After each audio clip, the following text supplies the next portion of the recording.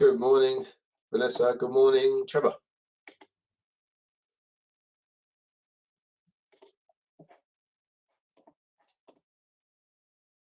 Morning, Carl. Did you start the broadcast, did you? Yes. Are we recording this one and then we can record it after? Yeah, no, it's just I think it then doesn't allow us to talk before the thing starts, though. If you we could. Oh, right. I could lock it out. Yeah, just go, because otherwise we can't talk before the people join. Yeah, let me lock it. Let me lock them out then. Where's the little lock thing on?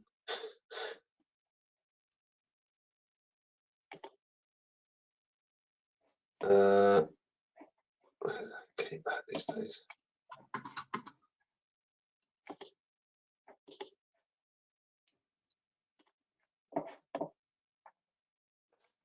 Oh, this is. I don't know if I can. No, I don't think you can once you started it.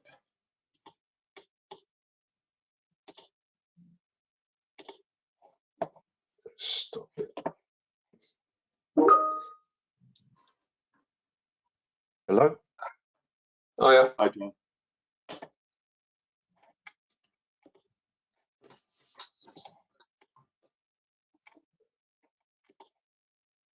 But David's come in as an attendee. Well, that's fine. That's what you can promote him as a. Oh, okay. You can, but the trouble is, once you started it, everything we say is broadcast. Yeah.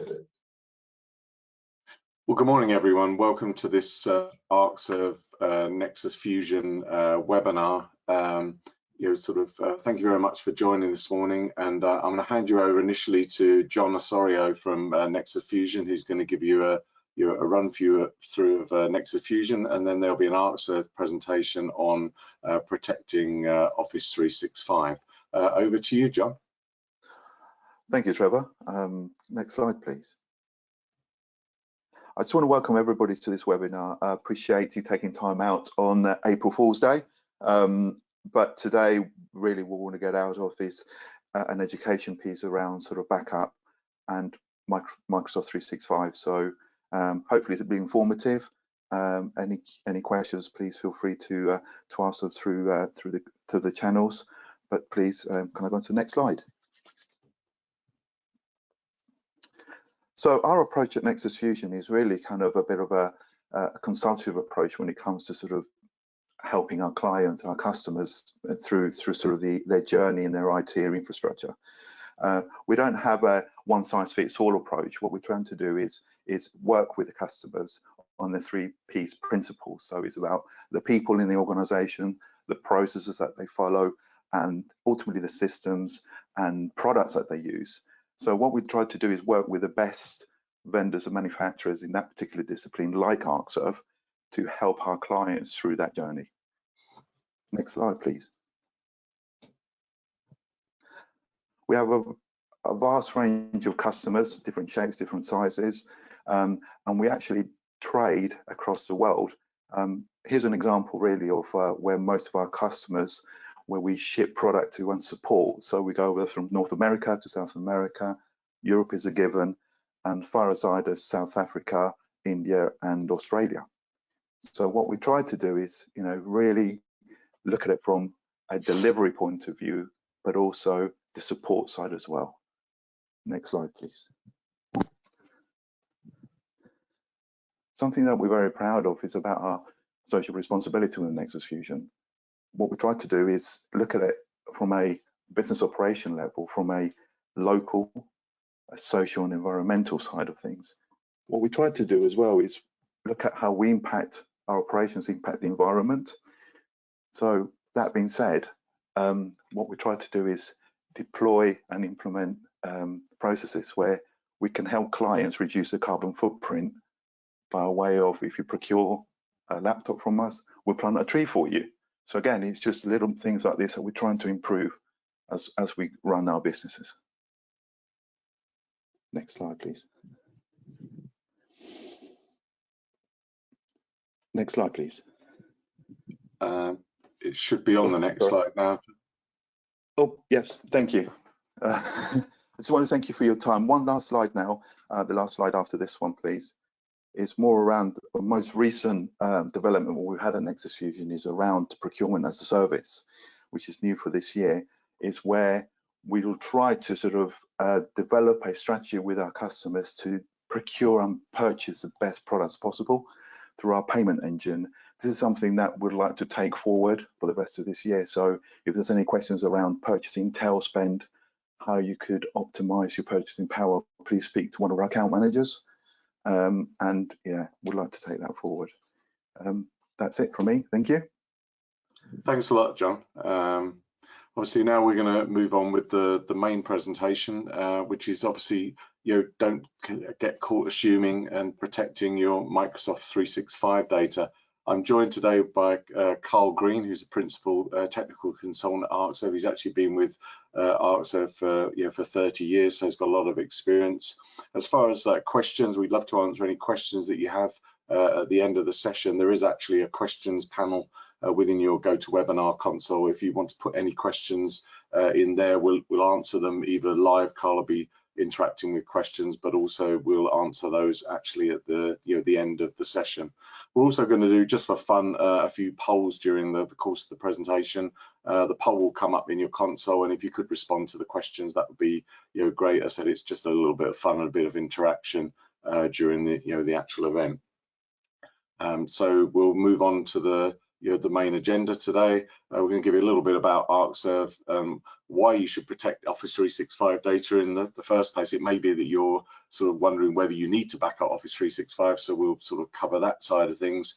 Also, how to protect Office 365. We'll also talk about the appliances and the methodology that we use, where we can actually consolidate both Office 365 and on-premise backup into a single solution, and talk about some of the the use cases that we've actually deployed.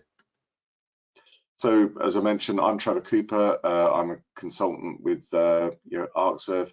I've been with the company 3 years and have over 20 years of experience in backup and recovery. We just mentioned Carl, so he's been with the company 30 years and has an awful lot of experience in in ArcServe and on all our solutions and backup and recovery generally. ArcServe has been around since the sort of early 80s. 1983, the company was actually formed in the name of Cheyenne Software back then, and we've got over 50,000 customers globally using our solutions. We are the most experienced data protection provider out there. We were for a long time part of Computer Associates, but since 2014 we've actually been an independent company. And if you're reading the press recently, you would have seen that just in the last few weeks we've actually merged with StorageCraft to become an organization virtually double the size of what we were before, and it brings us lots of breadth of solutions. And also StorageCraft are very strong in North America. ArcServe is very strong in Asia and Europe. So the two companies combined makes a new powerhouse as far as data protection. So you see lots of exciting things coming along the track. So time for our first poll. If you want to bring up the poll, please, Carl. Absolutely, Trevor. So the first one would be this one. There we go. Should be able to see that on your screens now, everybody. And just so you know, while we're doing the poll, there is a questions panel in the GoToMeeting app. You can see that. And if you want to ask any questions as we go through, please do, and then we'll get to the questions, or I'll answer them, or we'll answer them as we go through the session. And we can take questions at the end as well. So give that. Thank you, everybody, for sending your votes in. We've got 73% so far. Think that's enough, Trevor? Yeah, that's fine. Okay, cool. Excellent. Let me oh, 82% now.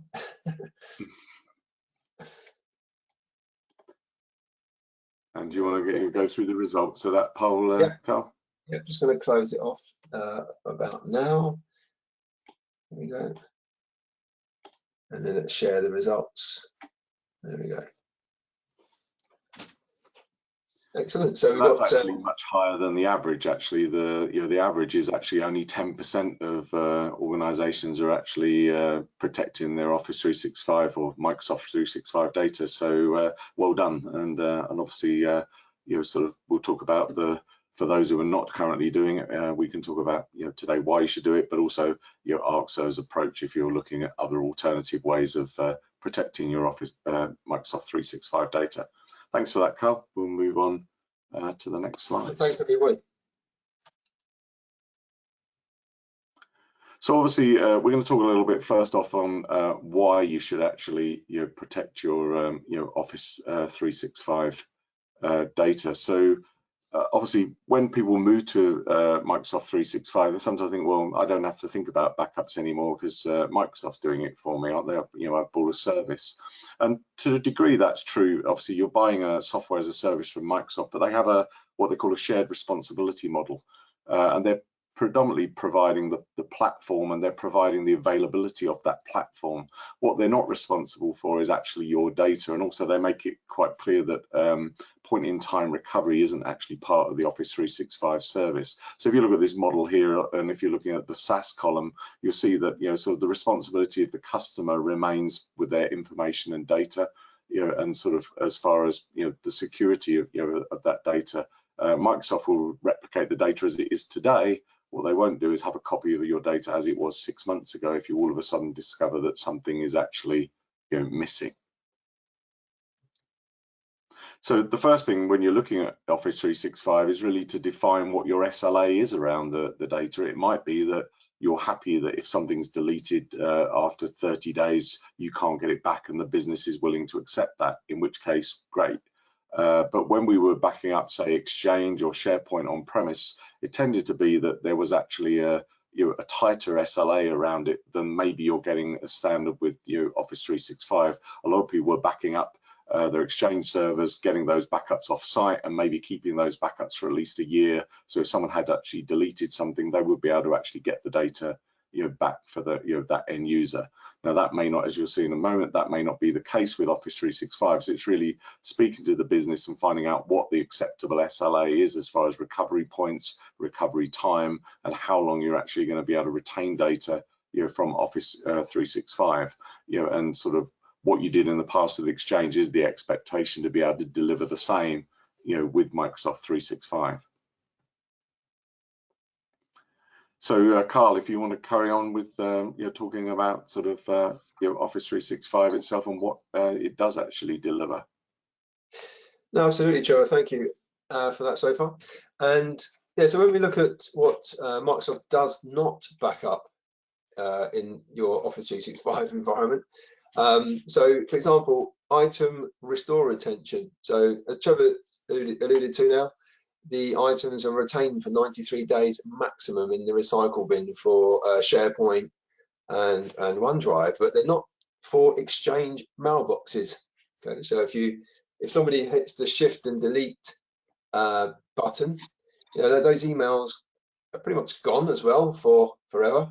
And if you've got contracts and things that you're sending around in email, then that could be pretty inconvenient for yourselves and your customers trying to get those contracts back in again. So then we've got the so it's 14 to 93 days for Exchange recycle bin once they're there. Deleted mailbox restores.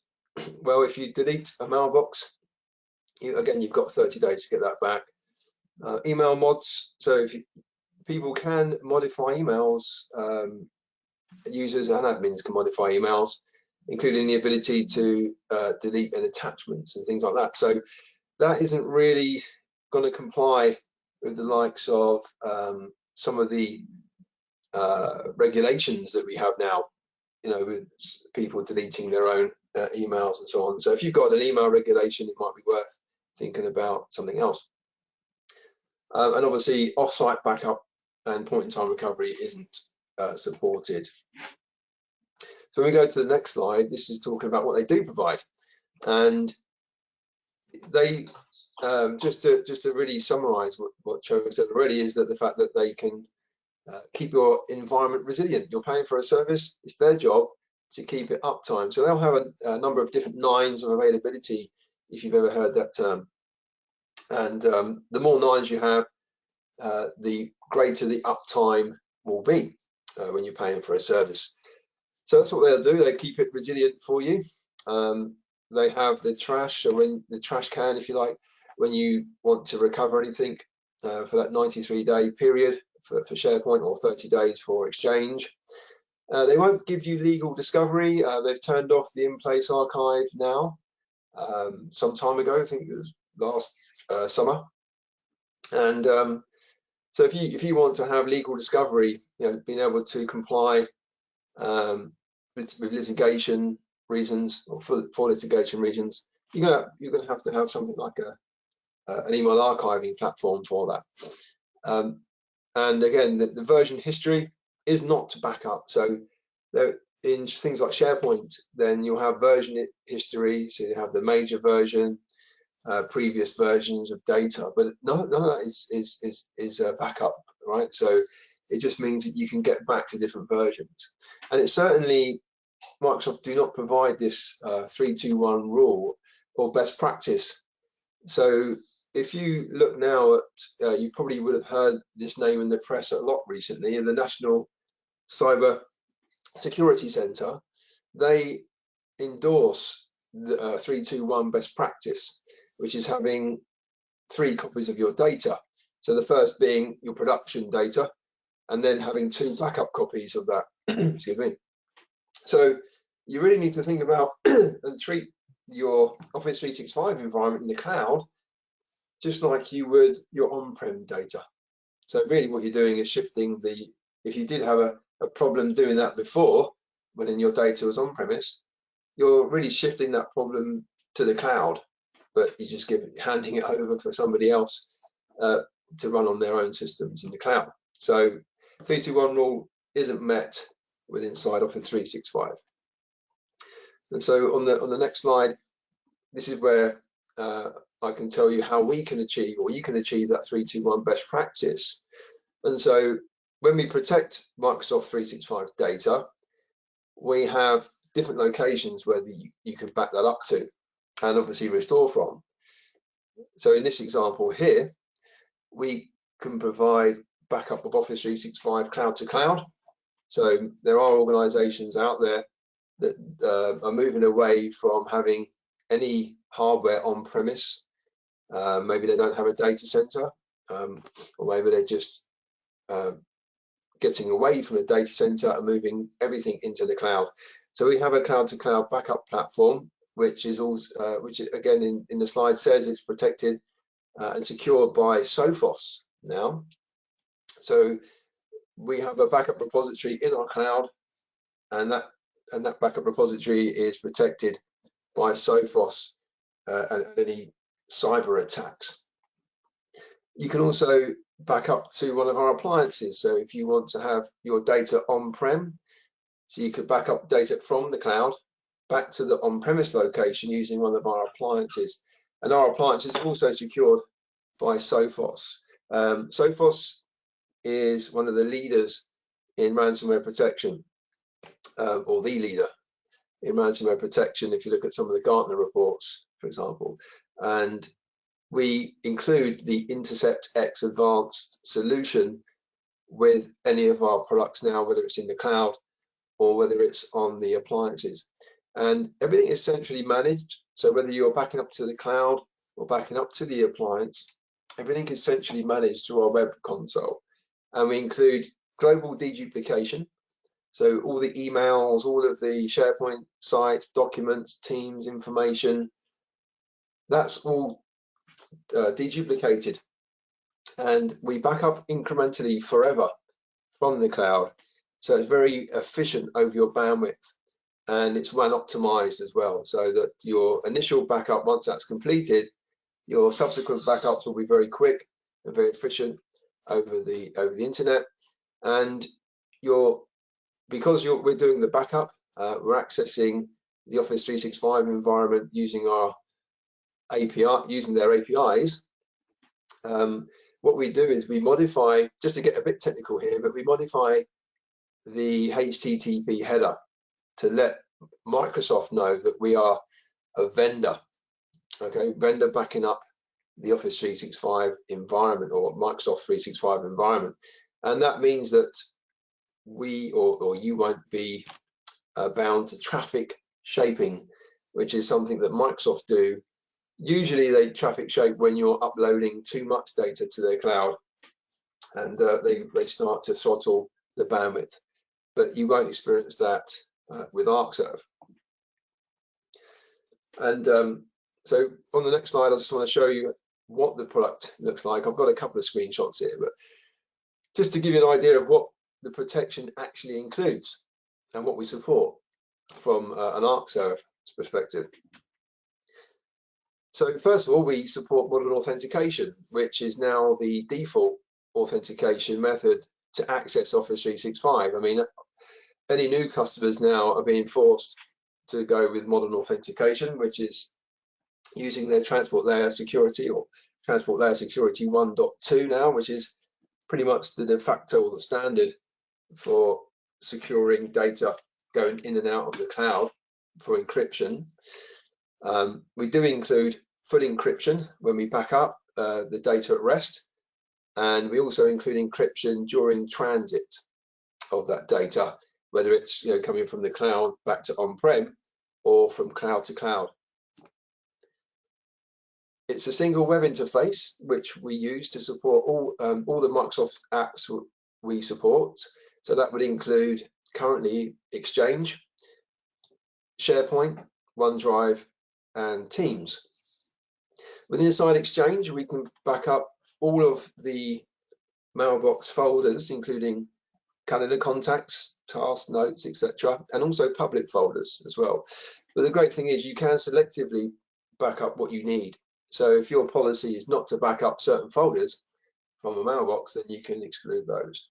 We can back up the entire tenancy, so all of the mailboxes, or you can be selective and back up only the maybe important mailboxes that you want to protect.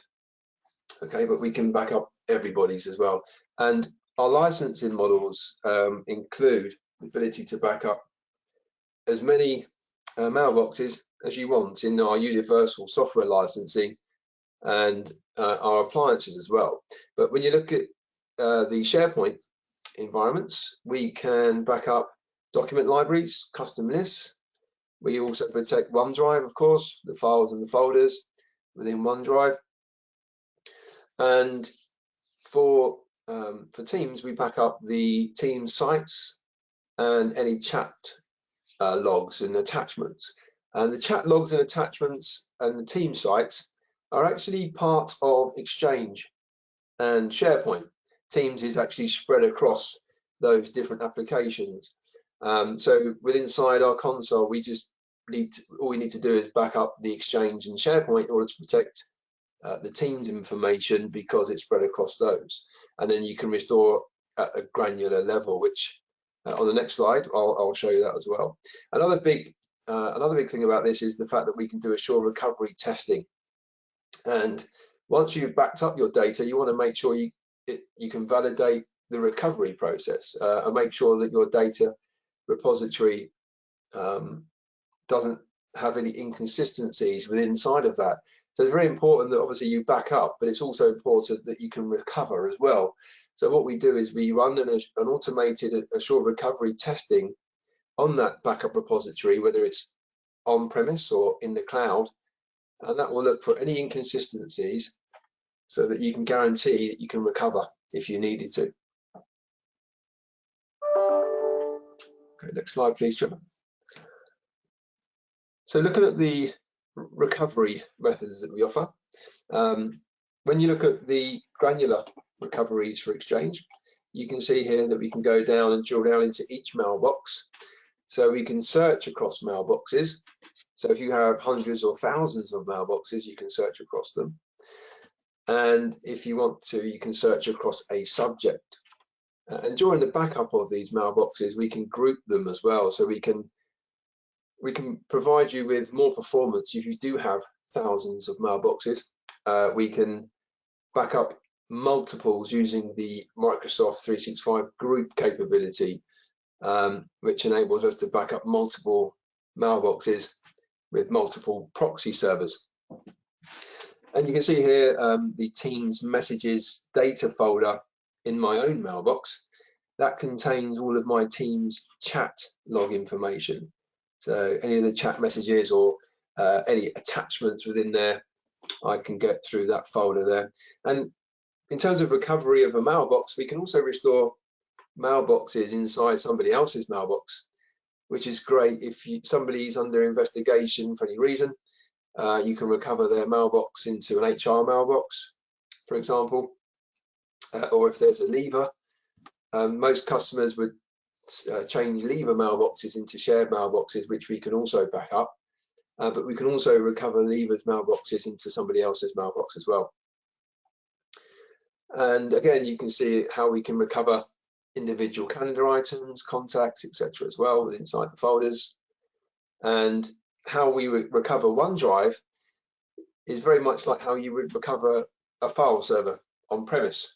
What you see there is the individual objects for folders and files, and the same for SharePoint items as well. We can go very granular in terms of recovering sites in their entirety, or just individual files and folders from that site as well. Okay, next slide, please, Trevor. So over to you then, Trevor. I think at that stage. Yeah, so obviously what we've tried to do as well is make it as flexible as possible in the way that you actually purchase. The way that you actually back up is exactly the same. So the capabilities are the same across all the product sets that we sell, but we can back up on a per user basis. And for a lot of vendors out there, that's their only option. Now, that can get quite expensive if you've got hundreds or thousands of users and you're paying per month to back up each of those, of those actual items. But for a smaller site, that can often be the most cost-effective model. So we do have a per user model, but we also have a per terabyte of storage model, either as a software license or, as I'll cover in a minute, the appliance. So you can back up an unlimited number of users based on the amount of front-end storage or the size of your actual Office 365 tenancy. And there's lots of customers who've got lots of users, but not actually that much storage. Some of their users, especially in, like, say, education, where there may be lots of people have been provisioned a mailbox, but a lot of people not actually using it in the student community. So this can be a very cost-effective way of of backing those up. In fact, we've got a university customer who are backing up over 100,000 mailboxes using that method. We also have the appliances, and obviously the appliances do more than just Office 365, so they can actually back up all your on-premise data, virtual machines, physical servers, and Office 365 all in a single appliance. There's no software licensing. Essentially, if the data fits in the appliance, you're licensed to back it up. So it's a very simple model and a very popular way of purchasing ArcServe software, especially for Microsoft 365 backup. And obviously, when you're using an appliance, it can be very cost effective. In fact, it can cost less than the cost of a Mars bar per user per month for actually protecting the Office 365 data. I remember when a Mars bar was a lot cheaper than it is today. And this gives you an idea of the sort of equation between number of users and the type of appliance. Obviously, the more users you've got, the more the cost goes down per user, but bear in mind as well that these appliances can also back up on-premise data as well. So you're getting the benefit of being able to back up your mailboxes, but also be able to back up virtual machines and physical servers within the the cost of an appliance. And these are also based on RRPs of the appliance. If you go through Nexus, I'm sure they'll be able to do a great deal to bring those costs down even further. So it's time for our second poll, Carl. If you can kick off the poll. Yep, there you go, Trevor. So the poll is: what is the average ransomware demand? What do you think is the average ransomware demand from threat actors that get into your system today? I remember when it used to be about $300 or something. It's gone up a bit since then. Inflation.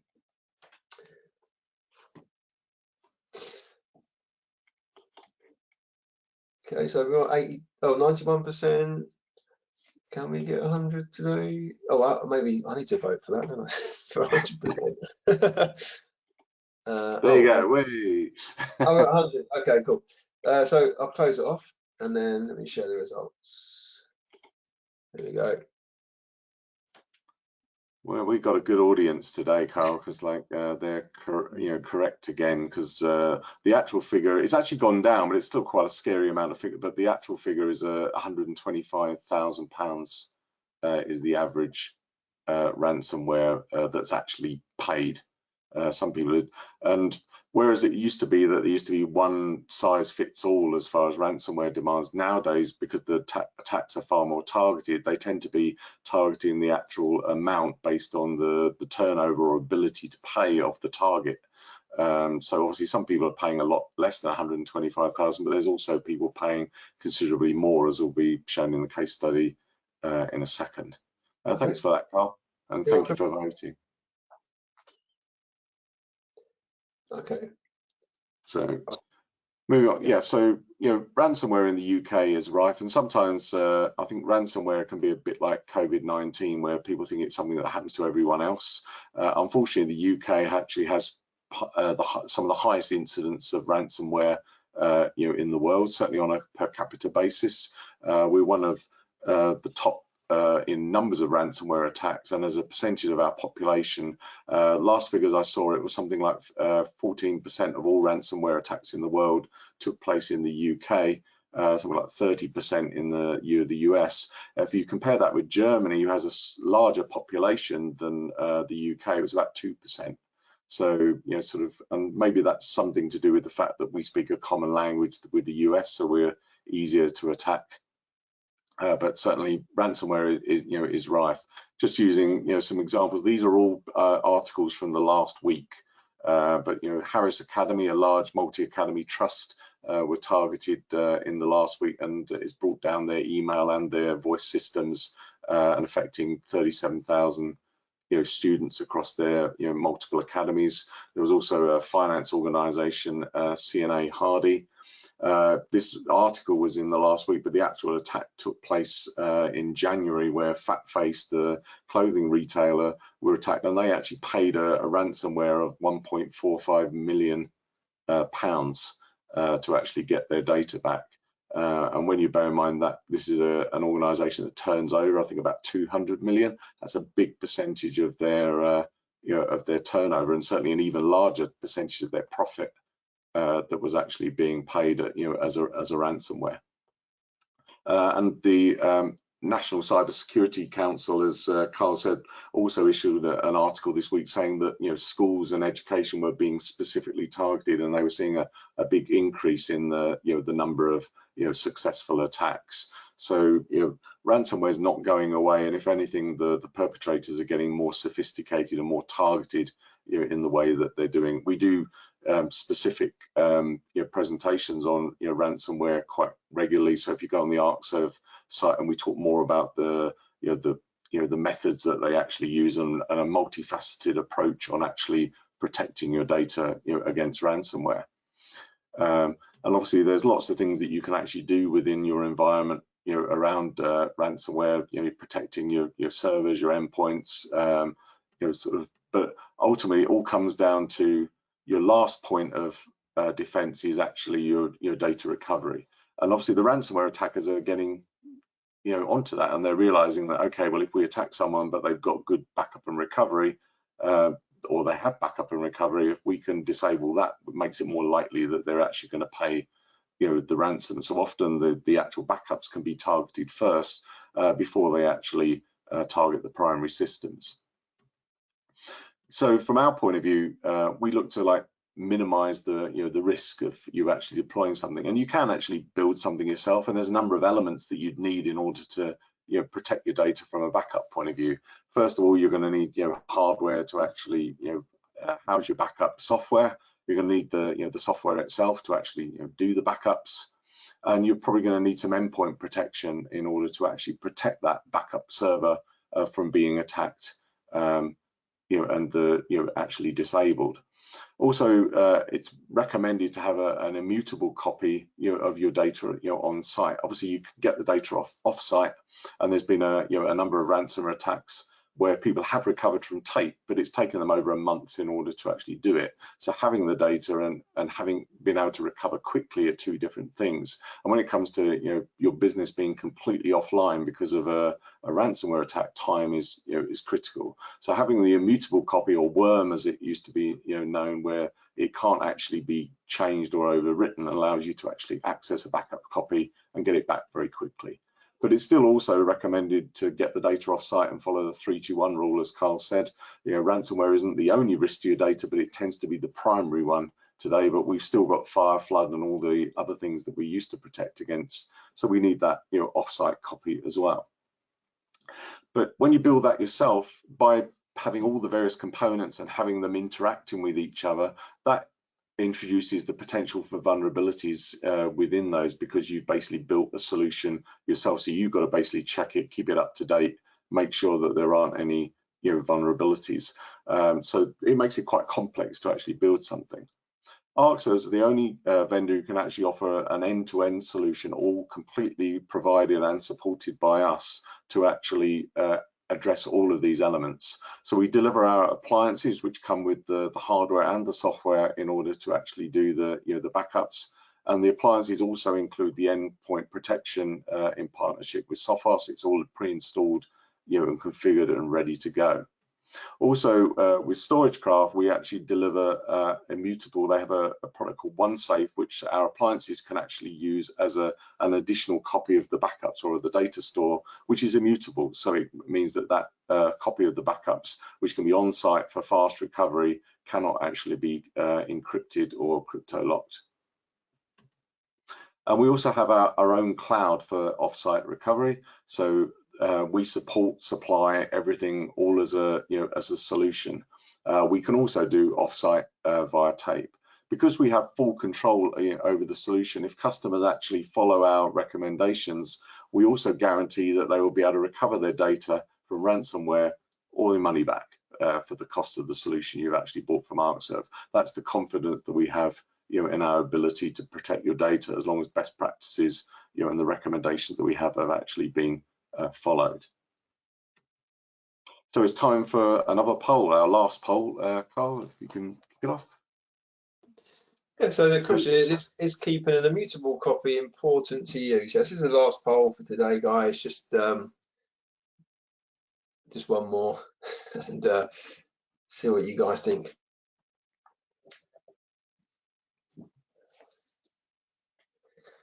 So is it important? Is it not important? Or why should you even consider it? Is the options. Okay, cool. I'll count down from 10, 9, 8, 7, 6, 5, 4, 3. Oh, there we go. We've got 100%. Fantastic. Okay, here's the results, guys. Thank you very much for doing that. Oh, wow. It is important to the majority. But I think you're going to talk about why they should consider it after this, aren't you, Trevor? For the 18%. Yeah, I think we the main thing is that if your backups are held in a normal format, just on, especially if they're held with a lot of backup vendors just use a NAS device or a general file server. Essentially, those files can be encrypted with all the other files that you have. So you end up that you've got a backup, but that's encrypted in the same way as all your primary data, and you're not able to recover from your on-site copy. Now you might have an off-site copy, but that copy might be in the cloud or it might be on tape. And again, the issue then is time. Yes, you'll be able to get your data back, but it could take you, like if we take Redcar and Cleveland, a council who got attacked in the early part of this year, they did actually recover their data, got all their systems back up and running again, but it took them well over a month in order to do that. And during that time, the council's operations were very badly affected, and a lot of things were just completely down.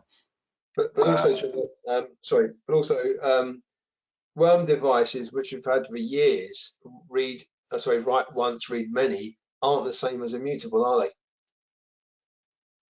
So yeah, no, it's essentially the immutable. the immutable copy cannot be deleted or overwritten. The data, once it's actually saved, there's a retention time which is actually defined, and the data will basically be kept for that time. It cannot be deleted, even by the administrator. It can't delete it, and it can't be overwritten by any form of crypto locking software, so that the data is actually secure. Yeah. Okay, great. Thanks, Trevor. And thanks for everyone for voting on that one. Thanks a lot. Thanks for participating in the polls today. That is the last one, I promise you. So we'll now sort of talk about some real world use case examples. So I've got one customer who's an educational establishment, and they back up about 7,000 users. And sort of again, a lot of the time in education, there's things that you only do once a year. And they had an event, obviously they were doing the backups, where a member of staff had left, and they had a SharePoint site, but it was their personal one rather than and in that was actually a scheme of work which people were using, but they only used it once a year. That member of staff left, the SharePoint site was deleted, and it was only when they came to actually do the work that they realized that the files that they accessed weren't available anymore. But luckily they were able to recover that SharePoint site, and the staff were able to carry on doing their lesson planning for the next year. But if that actual site hadn't been able to recover, it was well beyond the 93 days that SharePoint allowed you to recover, then unfortunately it would have been gone forever. We also have another customer is a council. They have about 2,500 users, and they were looking to back up their SharePoint data. Because every vendor was charging them on the number of users they had, and it was only like sort of about 20 terabytes of data that they needed to protect, they were getting exorbitant quotes. We were able to go in with an appliance to back up that SharePoint data, and it was less than half the price of the next cheapest solution. But also because it was an appliance, they're also able to use that for backing up local systems as well, so they got extra value out of the solution over and above the Office 365 SharePoint Online backups that they actually justified the purchase for. And there's many more use cases. There's lots of case studies on our website that you can actually visit. So now it's time for questions and answers. I don't know if we've got any questions, Carl, to answer. I know there's been a few come in that I've got. Sort of one of the questions was, is there a minimum or maximum number of users that you can protect? And the answer to that question is, if it's an appliance or using the software to back up, there is no minimum. You can back up 10 users, if you want. If you're using the cloud service, the minimum number of users is 50 for a cloud instance. So if you're backing up 40, you can do that, but the charge will be based on 50 users.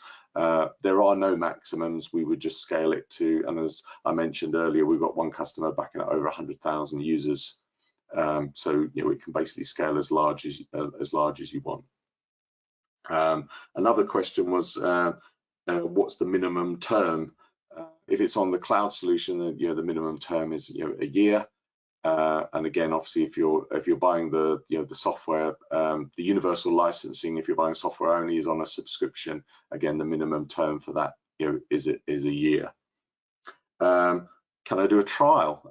Yes, you can. You can download the UDP software from our website. There's two versions of the trial. There's actually a 30-day trial, which is unlimited in the capability. You can back up as much data and as many servers as you like, and the software will stay active for 30 days. But we also have a community edition of UDP, which can protect up to 1 terabyte of data, and that is free forever. There isn't any support provided that other than best endeavors via email. So if you want proper support, or if you need to scale beyond 1 terabyte, you then need to actually protect the software, purchase the software at that point. We've got another question saying, can you back up mailboxes based on a dynamic query, i.e. only back up mailboxes where the department field equals finance, HR, etc.? That's where the groups come in, actually. So I briefly mentioned the groups with previously. another slide for backing up multiple mailboxes, but inside of Microsoft 365 Exchange, there's a very nice group facility that offers filters as well. So you could use those, and then we can back up those groups that you've defined inside Microsoft 365. So yeah, the answer is yes, we can, but you would need to create groups within inside Microsoft 365 based on that criteria. So thanks for that question. Another question we got is, it says, you said that the data is encrypted, but do you have visibility of the data as Arcserve? So the answer to that question is no. So whether you're using our cloud solution or whether you're using the on-premise solution, we actually use private key encryption, which is actually retained by the customer. So when you set up a cloud instance, you actually define a private key, and we have no visibility of that private key. We have no visibility of your data. So, but that also means you need to keep that private key safe, because that is what actually gives you access to the data. But every customer's data is self-contained in their own virtual instance within our cloud. We don't intermingle customers' data within our cloud. So complete security and complete GDPR compliance. If you're trying to comply with GDPR and you've got email backups that are not encrypted, then sometimes you can be non-compliant with GDPR. Another question was, can you use your immutable storage with other backup applications? Yes, you can. Obviously, we'd like people to use Arcserve, and obviously it's fully integrated and supported with UDP, but the OneSafe product basically delivers an SMB or an NFS share. So if you have a backup application that can actually store on SMB or NFS, it can be used with OneSafe to give an immutable copy. And so we've got some customers using, say, Veeam or whatever, who are using OneSafe as a storage repository, and maybe one day they'll move to UDP for the the backup side of it as well. So completely flexible there. I think that's all the questions that we have for today. So thanks for those, and thank you for your attention during this event. We're just going to give you some other things that you might want to look at after today. We will be I don't know if you're able to PDF while I'm speaking, Carl, the slides and put those in the handouts. I can, yep. For us. I should have done it beforehand, but unfortunately I forgot. But yes, we actually have a why should you back up Microsoft Office 365 blog on our website, so you can go there and it covers a lot of the points that we've covered today, but maybe in a little bit more detail. And also there's actually a data sheet on our website as well, as far as, and the links for these will be in the the PDF when Carl's actually uploaded that in a minute.